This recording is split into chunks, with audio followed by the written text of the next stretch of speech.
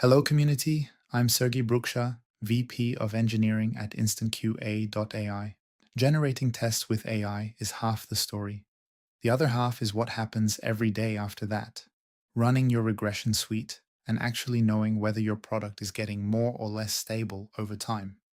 In this video, I'll show you how InstantQA groups test cases into reusable scenarios, reruns an entire suite with a single click, and gives you a history you can actually manage against, not just a pass/fail number that resets every time.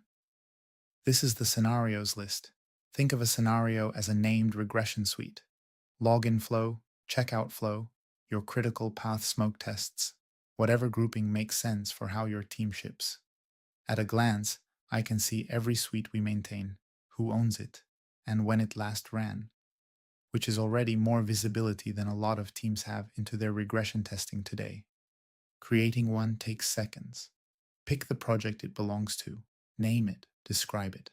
Now, inside a scenario, I add the test cases that belong in it. These are the same AI-generated tests from our other video, or any test already in the system. I can search, check the ones I want, and add them. I can just as easily remove one later if it's flaky or no longer relevant. This list is meant to evolve with your product, not be a one-time setup. Here's the moment that matters most day to day, running the whole thing. One click, that's it. No CI pipeline to configure for this ad hoc run. No coordinating who has the environment.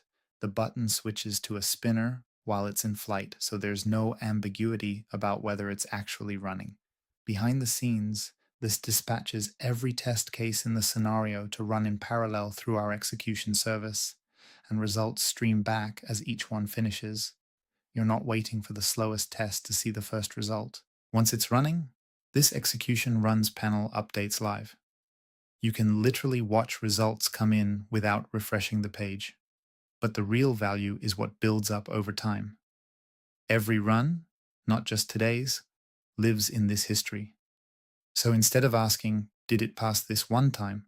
A QA lead or engineering manager can ask, has this suite gotten more or less reliable over the last 2 weeks?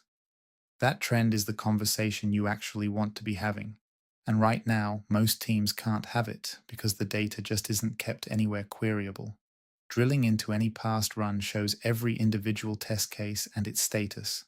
Passed, failed, broken, skipped, color-coded so you can scan it in seconds. And just like in the generation flow, a failure here isn't a dead end.